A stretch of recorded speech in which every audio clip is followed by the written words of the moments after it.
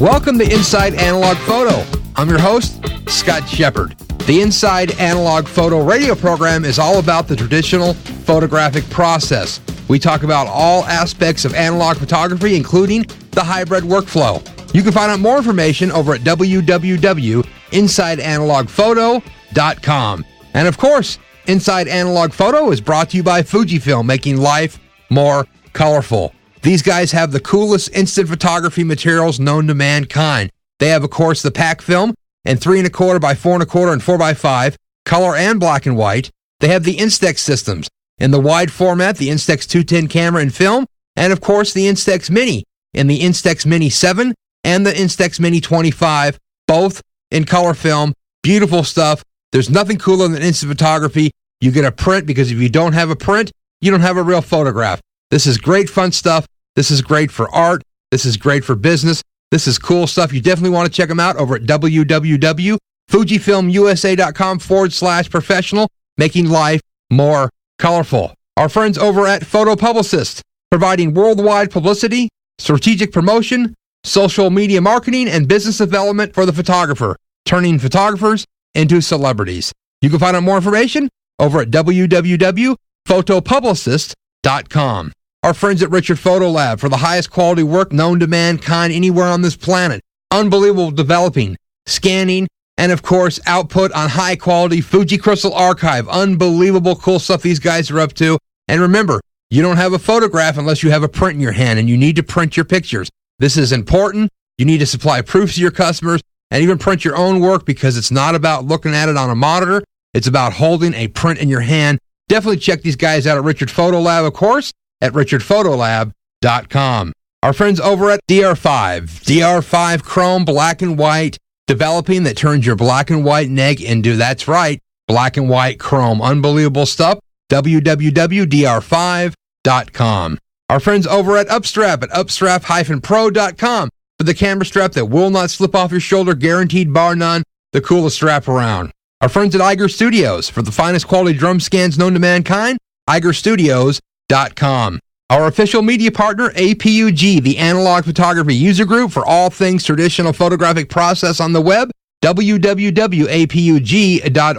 And our official philanthropic partner, George Eastman House International Museum of Photography and Film, over at www.eastmanhouse.org. Today on Inside Analog Photo radio program, we're going to have with us Ron Mowrey.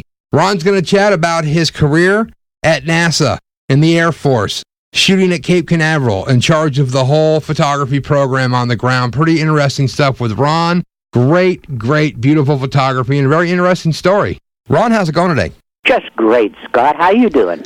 Good, buddy. Thanks for joining us here back on the program. Very cool to have you back with us again today, and I think we're going to have a really cool topic to chat about today, is your earlier years prior than your illustrious career at Kodak. You were with the Air Force and did some really cool stuff. Yes, I did, at Cape Canaveral. But may I first thank all of the wonderful people who have sent me comments about your Inside Analog Photography program and about our interviews. Wow. I think it's appropriate. That is nice of them. Yeah, I'd like to thank them as well. Very cool. Yeah. Well, let's talk about how you ended up at Cape Canaveral. I was a lieutenant in the Air Force, serving in the Far East in intelligence. My main base was on Okinawa, and we had operations spread out all over Southeast Asia.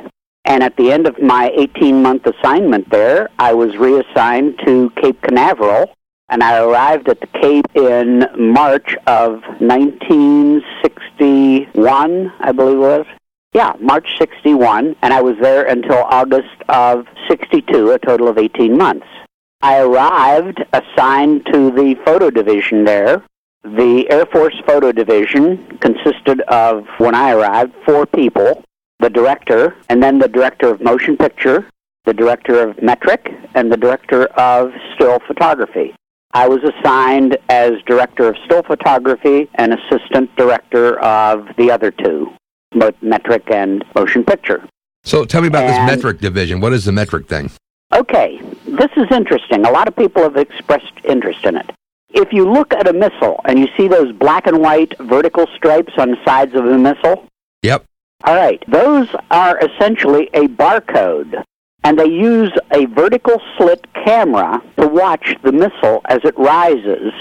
And the drift of the barcode tells the position very accurately, and the rotation of the barcode tells how the missile is determining its programming, because a missile always has a top and a bottom, and they always have to turn into a given position before they start their major boost phase. So there was a metric photography, motion picture, and still, and then the whole director of everything. We were in what was called the Metrics and Optics Division. We wore special passes for the Cape, which had a D, F, and a P on them. D was data processing, F was film processing, and P was photography on the Cape. We had complete and absolute authority on every camera that entered and left the Cape, where they were positioned, how they were used, and everything. The Cape was organized pretty much under the Air Force at that time, with everybody else being clients. NASA was a client, Jet Propulsion Lab was a client, Boeing was a client, and so forth. So these different clients, these were, of course, people that were making components for the space program. They wanted access to the photography that you guys would shoot, or they wanted to come on site and shoot their own stuff. How would that work? Okay, we acted as producers and directors. Boeing would come to us and say, we're going to launch an Atlas next month, and we want metric and motion picture and still photography of the Atlas launch on this date, and would like you to set it up with our help with 26 cameras placed at pad number 12. We'd have a series of meetings in which we evolved what was effectively a photographic plan for that launch.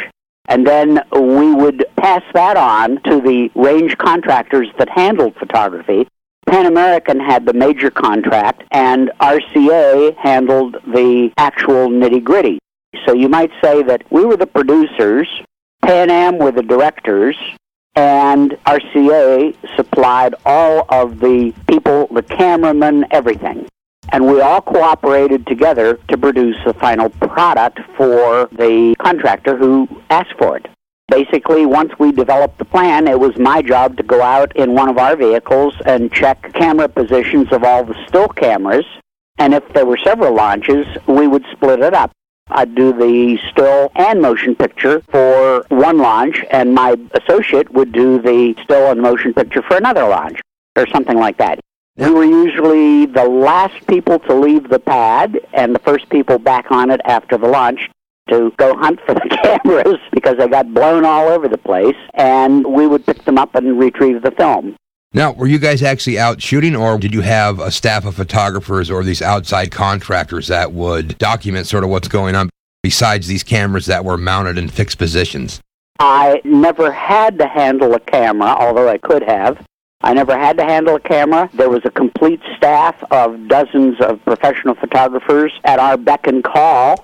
I generally called the RCA man in charge of it and said, hey, we need a camera here, Bob. There's one missing at position 14 on pad 12. That was kind of the way it worked. However, if I saw an unauthorized camera, I could either confiscate it or destroy it or just tape over the lens. Unauthorized as in somebody would squeak out in the swamp and put up a little tripod and a camera? I mean, how would you get an unauthorized camera even on a location like that? Well, I'll give you an example. I had one of our chief directors or chiefs of photography come up to me and say, we found an unauthorized Holter camera. Now, this is a true story. An unauthorized Holter camera in the elevator going up to the Mercury capsule. What do? There's not supposed to be one there. The recommendation to me was to confiscate it, in which case they would have, if they needed to, delay the launch, dismount the camera, and take it. And I said, no, just put black gaffer's tape over the lens. So they did. They put gaffer's tape and a great big X over the lens, and we just left the camera there, and then we waited to see who picked it up. We just marked it down in our little black book, so to speak. Who would put that up there? Just some employee, some enthusiast? No, I don't want to say, but let's just say it was a nationally known, how should I put it, news network? Okay, so the press came in there and sort of somehow squeaked in a camera. Yeah, it was a press camera from a nationally known syndicate. And in an elevator, how would you put a camera in there anyway? I mean, what kind of camera was this? It was a Holter, 70 millimeter. Interesting. Very cool. Yeah. Well, I guess you got to give them an A for effort. Or G for guts. Yeah, that's true. I mean, how would you get that in there? But literally, if I saw a general standing on the Cape taking photographs, I had the right to go and take his camera away from him. I didn't have the guts to do it, but I had the right to do it. So, yeah, that was the type of thing that we did. In fact, one of my assignments was to use a Hulcher camera with 70mm Ectacolor S film to take a series of photographs, and we also used a Kodak 5-inch wide film roll in an aerial camera to take photographs of the launch because somebody wanted to evaluate the differences between the two. I have several of the outcut frames of the Atlas launch in question. The best frames, of course, went to the contractor that asked for the test, and he just threw away the others. You go ahead, take one, Ron. And I took 2 or 3 frames, so there you are. Since you were a director of still, like you said, you weren't really walking around taking pictures, so you had contractor, RCA people taking, as you would, I guess, classify this as technical photography, correct? Yes. Not so much of journalistic reporting. This was more technical stuff. Yes, there was a lot of journalistic stuff. In fact, I dogged a lot of the journalists to make sure that they were taking pictures that they told us they were taking. In fact, before they could even go onto the pad, they had to give me the serial numbers of all camera bodies and all camera lenses so that I had the opportunity to stop them if I wanted to, if I saw something out of place, and ask them to see and inspect the camera to make sure that serial number set was on my list. So it was very tightly controlled, but it did include both technical and journalistic photography. We had a lot of dealings with National Geographic, as a matter of fact, and also with ABC, NBC, and CBS. During the launch of one of the astronauts, I believe it was John Glenn's launch, I was standing directly behind Herb Kaplow of ABC as he described the launch. So we had backed off, and our crew was behind him. Later, after the pad cleared, we went with one of the rescue crews in what you would call it, an all-terrain vehicle. They had a complete camera crew, a medical crew with Dee O'Hara, the astronaut nurse, and a number of other people on board in case there was a malfunction. I was with the camera crew that was supposed to go in and take pictures of the emergency. Now, you were there when they shot off, the first Apollo? I was there when they shot off the first Saturn, but it did not have a capsule on top at that time. But it was still a big monster, huge, gigantic Saturn. It was a Saturn I that had a 1.5, I believe, million-pound thrust. The final one that launched for the moon had something around 7.5 million. So what's it like to be that close? I mean, you had access that was much closer than any civilians would ever dream of getting close to. I was 0.5 of a mile away at the time, approximately. No, I was a little more than that. I can't remember the exact figure.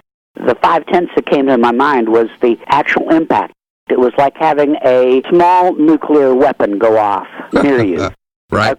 It knocked me over, it blew my hat off, and you could see standing waves of moisture compressed in the air by the missile, the shock wave. It was like kind of seeing spherical shells of white condensation in the air surrounding the missile, and they were pulsing back and forth. Of course, I was just about prone on the ground at the time, hunting for my hat and my glasses, so it was pretty loud. Just to give you an idea, it was 120 decibels, 20 miles away, and I was closer than that. So it was a lot louder than standing behind a jet plane when it takes off. Oh, yeah, or any drag race car or anything. Oh, yeah. This is indescribable. Maybe that's why I'm about 50% deaf in one ear and 80% deaf in the other. I don't know. Right, no earplugs, and they just fire that stuff off. Oh, yeah, back then, no. In fact, the shockwave was so great, we used old analog computers back then, and the shockwave was so great that the relays in the analog computer were scrambled, and they had to reboot it. Wow, that's interesting that there would be so much vibration harmonics that it would lift contacts off their deals where you would normally need a magnetic movement to open and close the relay, that it just opened and closed by itself. Now, that's a secondhand story, of course. I wasn't in the computer room. I was on the Saturn pad right before the launch, and we were driving off, and they came on over the headset that they were holding the launch. And a big limousine was coming towards our truck, and it stopped. I couldn't believe they were holding the Saturn launch because it was costing such an enormous amount of money. But the driver leaned out, and he was talking to the driver of the limousine. He said, "Lieutenant, I think you better handle this." And I leaned across the driver, looked down at the limousine, and this hard hat comes out of the passenger door on my side, and it said Von Braun on it. Now you know what's coming. Yeah. He looked up at me, and he says, "We want the photographer." And I said, "Yes, sir." What else are you going to say? Right. So the photographer gets out, and they're still holding. He runs over, gets in the other side of the limousine. They drive off. They drive up in front of the Saturn missile. Von Braun gets out, stands there, arms akimbo in front of the Saturn. We could see him. He was about a quarter of a mile or an eighth of a mile away from us. He was just a little figure way off there, lit up by all the floodlights. And he's standing there, and he poses himself in front of the missile, and the photographer goes click, click, click with his speed graphic, and then he jumps back in the limousine. They drive back.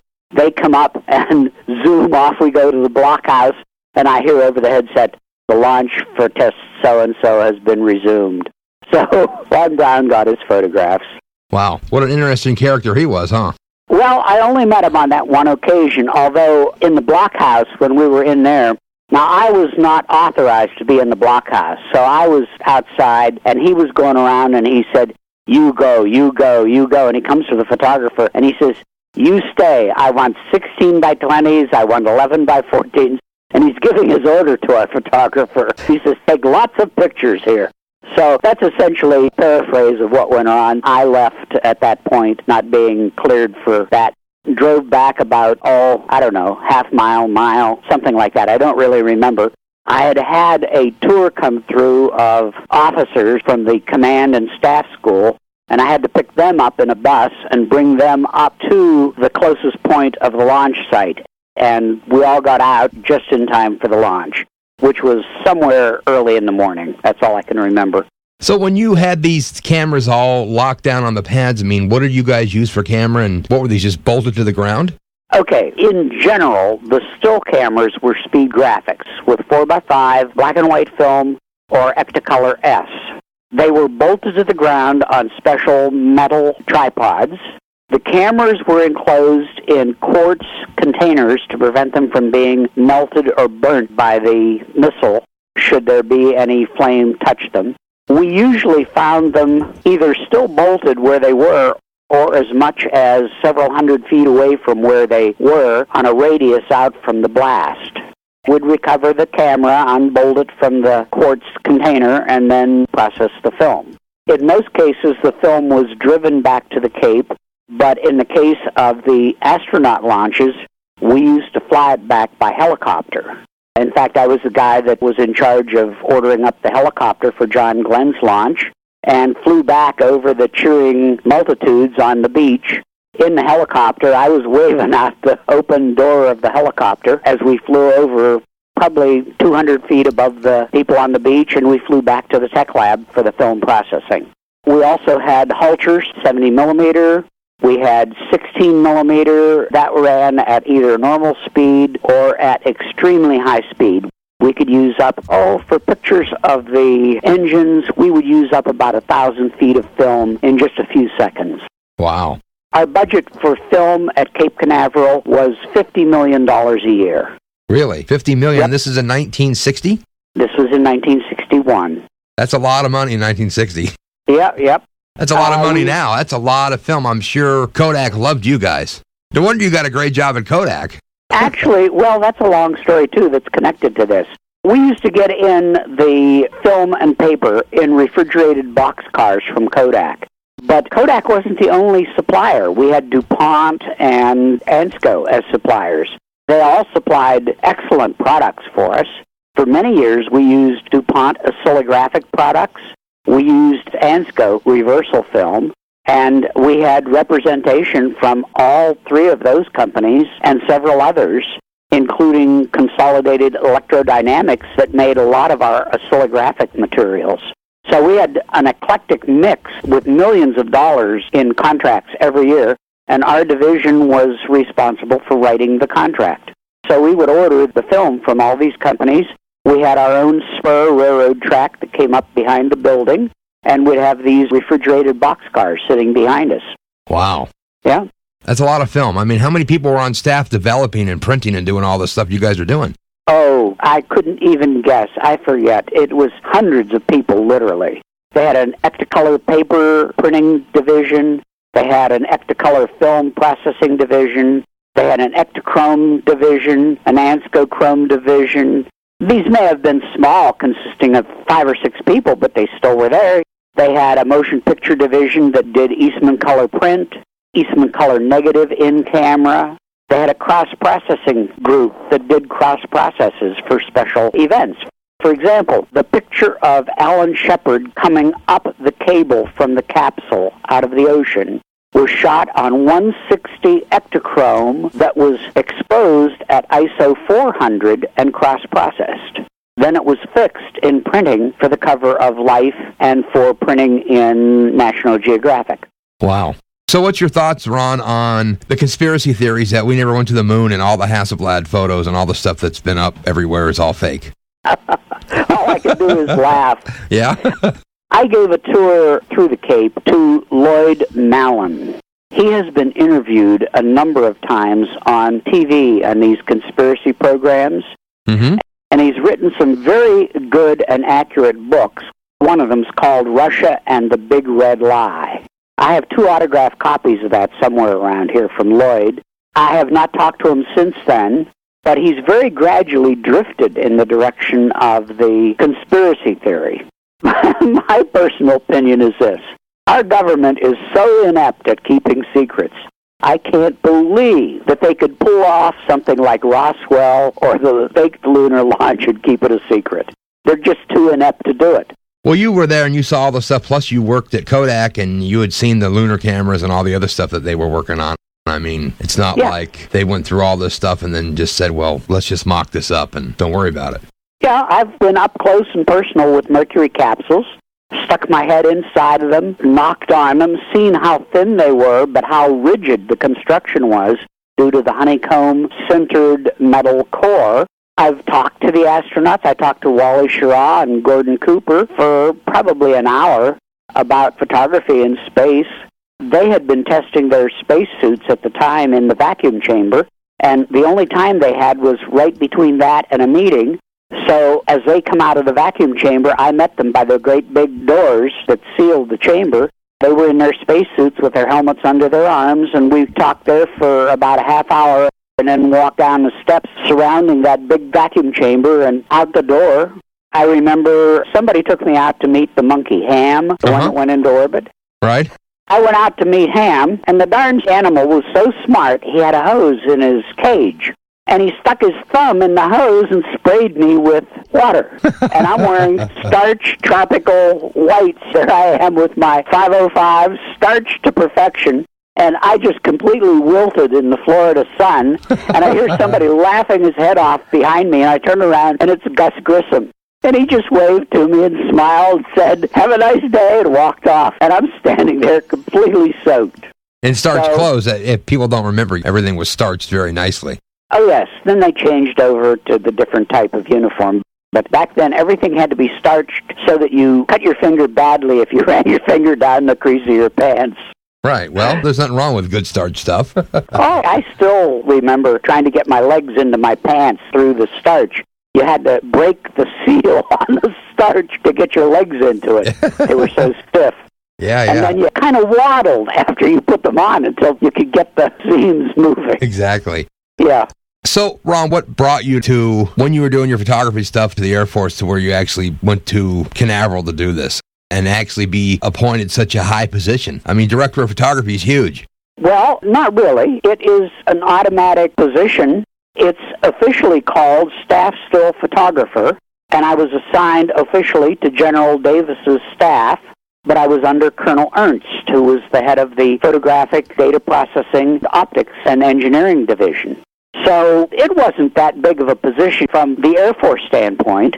We had a captain, a lieutenant, myself, a sergeant, and the civilian boss, and then above us was Colonel Ernst. Now, while I was there, we had several SPSE meetings. This is the Society of Photographic Engineers, and we also had SMPTE meetings, Society of Motion Picture and Television Engineers. And at one of these meetings, we were having a big reception for everybody, courtesy of the Air Force and RCA and Pan Am at the Officers Club at Cape Canaveral. And I had this whole list of questions, and I asked if anybody from Kodak was here, and they had sent a whole contingent from the research labs. I went over and started talking to Paul Vidum and Nick Grote. They were respectively the division director and assistant division director of color photography at Kodak. And I started reading off to them all of my questions and everything like this. And Paul Vidum started to chuckle, and he started giving me answers, and sometimes he'd say, oh, that's classified or that's confidential, and so forth. And I said, classified? And he said, Kodak classified. We went on and had a wonderful evening together, and as I was leaving, he grabbed my arm and he said, hey, Ron, you leave this stupid Air Force, go back to graduate school, and I'll give you a job at Kodak. Well, I came to the end of my assignment in the Air Force, and they offered me a regular commission to stay in. Instead, I turned down the commission, the regular commission. I stayed in the reserves, and I returned to graduate school.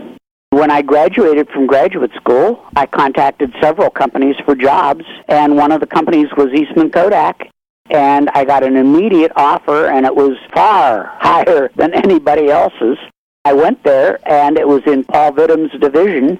He had been seriously injured in a fire, and he actually took no part in hiring me, which surprised me. It was under the auspices of other people. I got the job in color paper, so I ended up working in the color paper area. Did you ever run across him later down the road, and he remembered you? Yeah, as soon as he recovered, he brought me up to his office and talked to me, and we reminisced. In fact, his secretary's sister was my boss's technician. And so he used to come down and get coffee every morning in our area because his secretary's sister used to make coffee for a number of groups, and he liked her coffee. So he'd come down every morning, and I'd see Paul Vidum, and I'd say, good morning. And he'd say, good morning, Ron, and in and out. So I saw him probably almost every morning for about 5 to 7 years. Very pleasant person, very good sense of humor. I liked Paul Vidum very much. He gave me a lot of opportunity there, so I owe a lot to him. So what did you take when you went to get your master's degree? I majored in organic chemistry.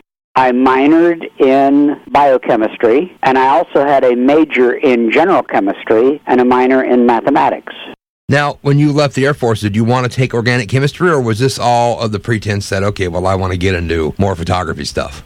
I liked organic chemistry, so that's what I wanted to take, and my old advisor offered me a fellowship, so I took it. Why not jump at a job that pays you to do what you love to do? This is true. There is an interesting byproduct of this. When I refused to take the regular commission, the fellow offering it said, you can't turn this down. This is from the U.S. government. It's from the Congress. It's an honor. I said, yes, I can. He said, how can you turn it down? And I said, this way. And I tore the papers in half and threw them in his garbage can. And I left. Now, that may seem like a trivial action, but they kept trying to get me back in. They sent me letters trying to get me to come right back in at my previous position. But I later found out that they had orders cut for me to send me to Vietnam. And because I didn't come back, they sent my boss to Vietnam. And the final communication I ever had from my former boss was a Christmas card from Saigon that said USOB exclamation point. So if I had gone back in, I would have been instantly transferred to Vietnam, because they really didn't need that many people in view of the ramping up, escalating condition over in Vietnam. So I ended up lucking out, never seeing combat, although the one unit I was in, we did lose 2 people because we were sending people over there and rotating them back and forth. Yeah, you're better off. Rochester was mighty nice looking compared to Saigon. Yes. Well, I can give you a rather sad footnote to that story. I told you the last note I got from my boss was from Saigon. Right. The last communication I got was from his wife just saying hello from the Travis Air Force Base Medical Recovery Unit in California. I never heard from he or his wife again after that. So apparently he had been injured and was in the medical hospital there. Well, better to be alive in Travis than in a bag in Saigon. Yes. There was a unit leader before me at my previous assignment in intelligence, but the two people before him both got killed. So it was not a comfortable position to be in. And as I said, we did lose 2 people in my unit. None of that's good. Yeah, you're right. So with your experiences in the Air Force, what's the biggest thing that stands out? What was the coolest thing that you got to experience when you were in the service? Oh, goodness. All of it was interesting. I wouldn't call it fun, but it was very interesting.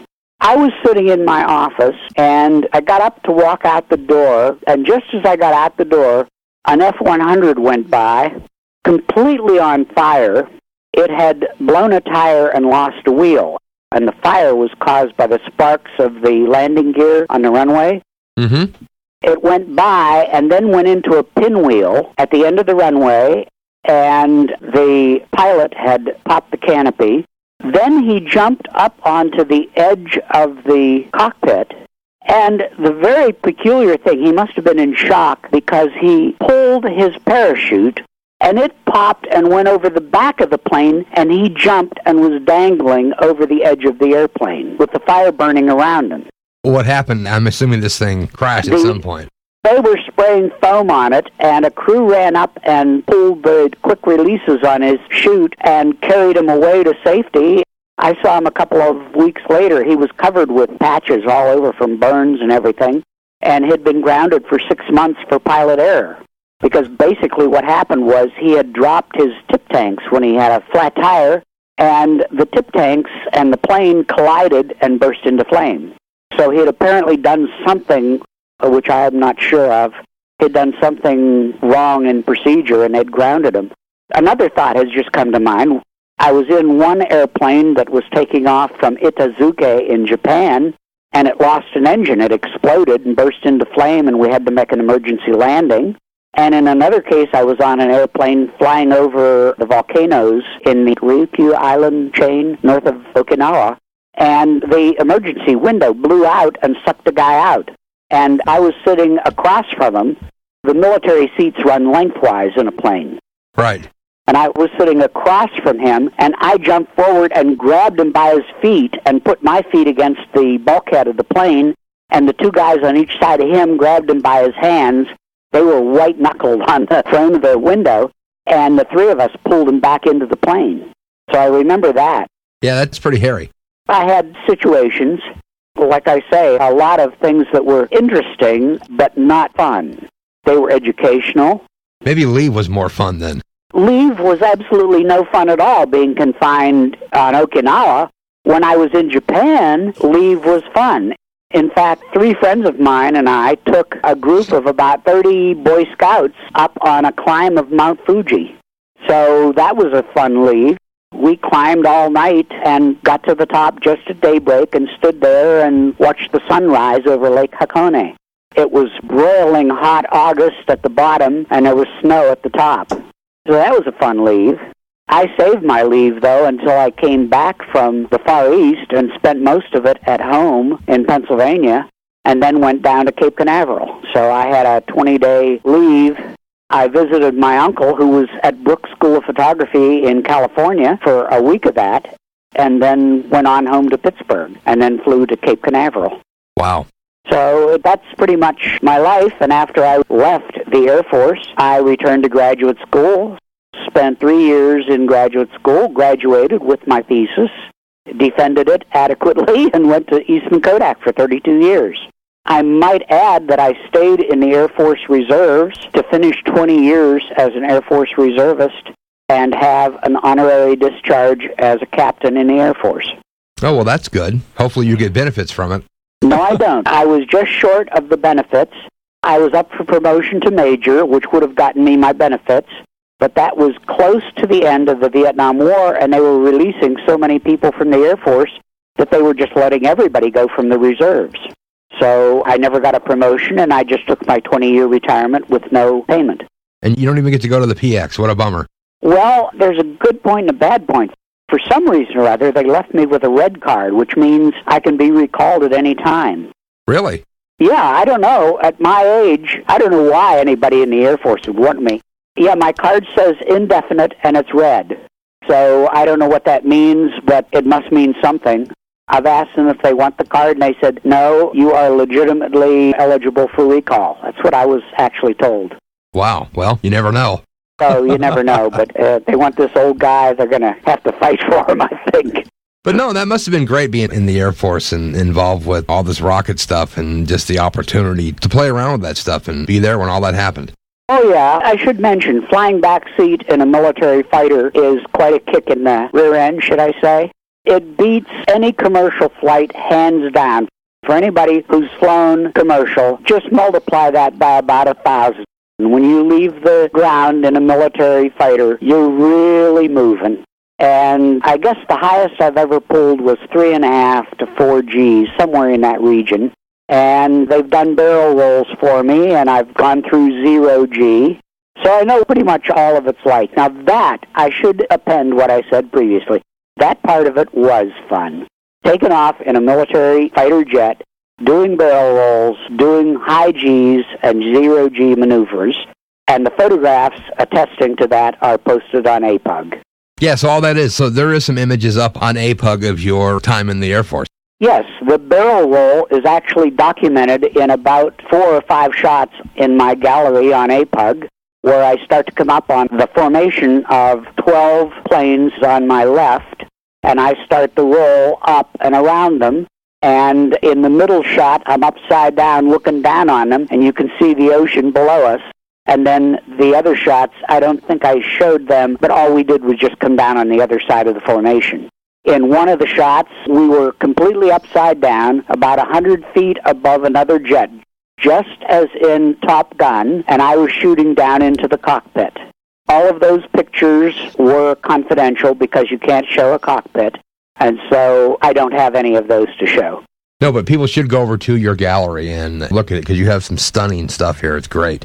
Oh, I should add, one of the frames of the Hulcher camera from the Atlas liftoff that we did as an experiment that they gave me is also on APUG, as is one of the launch pictures of a Titan II, I believe, and also of a Saturn. You see, I should explain, Scott, when you take a picture, you take more than you need, because you don't know if the camera's going to be destroyed or the film's going to be lost or whatever. Right. So if they wanted 1,000 prints, we would often make 1,010, 1,020. Mm-hmm. Then the extra prints would either go into the garbage or be given to the guys working there. And I'd often walk in, and the guy in charge of QC would say, I got my 100 quota here, Lieutenant, you want one? And he'd hand it to me, and I'd walk out with one very, very beautiful photo. So every once in a while, I'd get a photograph. Oh, one additional item, Scott. One of my charges at the Cape was to take all originals and one of every duplicate, pack it up into a great big shipping container, and send it to Wright-Patterson Air Force Base for storage for posterity. Recently, I was contacted by a historian, a professor at the University of Central Florida. She informed me that all of the photographs had been lost, and they referred her to me. And they have been trying to reconstruct from people all over this country the historical photographic record from Cape Canaveral in that time period because someone threw them away completely. Someone at Patterson just threw out boxes and boxes of stuff in the trash. That's right. So they're all gone. So what happened when they gave out a few photographs just offhand? Oh, here, you want one? We got a couple extras.